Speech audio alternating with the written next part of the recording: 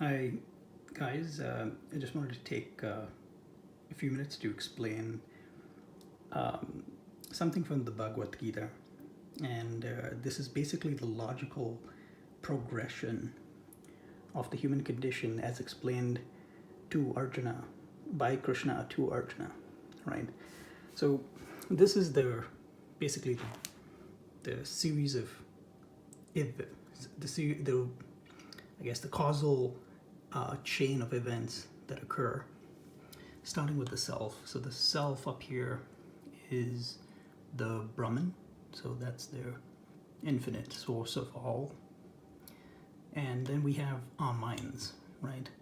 And our minds are instruments that connect to five senses, and those senses connect to sense objects. And through the mind, when we use our mind to attach and pay special attention to one of our senses, say for sight, we then connect with an object. And that allows us to develop an attachment to the object. And by developing that attachment, there's an unhealthy, once there's an unhealthy level of attachment, that unhealthy level of attachment results in lust and obsession.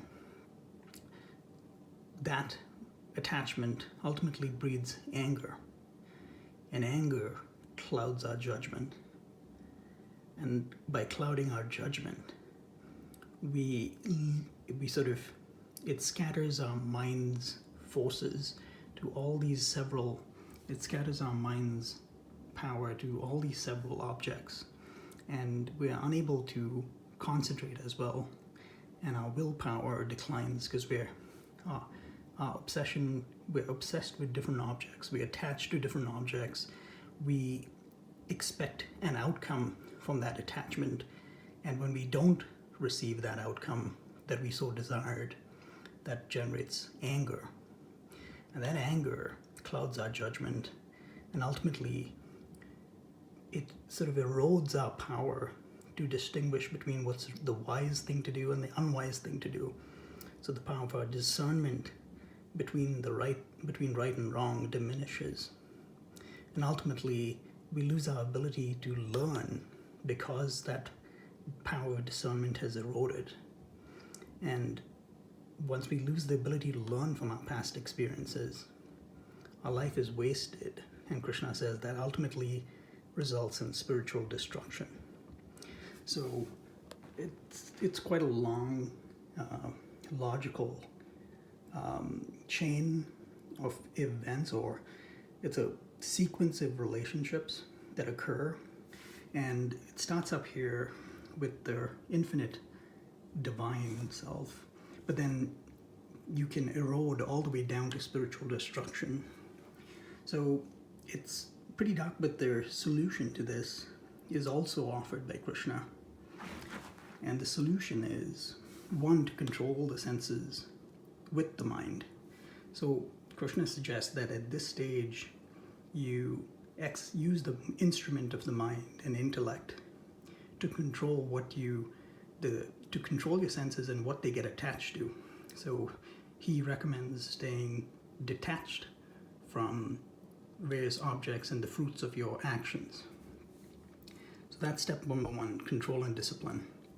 Step number two is perform selfless service guided by compassion for all living beings. So he basically tells us to be less selfish, but to be less selfish and guide our decisions by doing good actions and thoughts with compassion, guided with compassion. And finally, as I mentioned, the number 1 and 3 go together. Do not be attached to places, people, things, senses, feelings, objects, ultimately. Because once you scatter your mind's forces in the senses and get attached to things, it gets harder and harder to stop the cycle.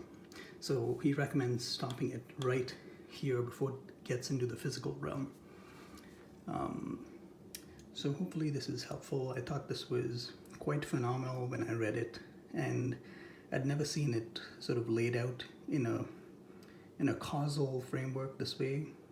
And I hope this helps you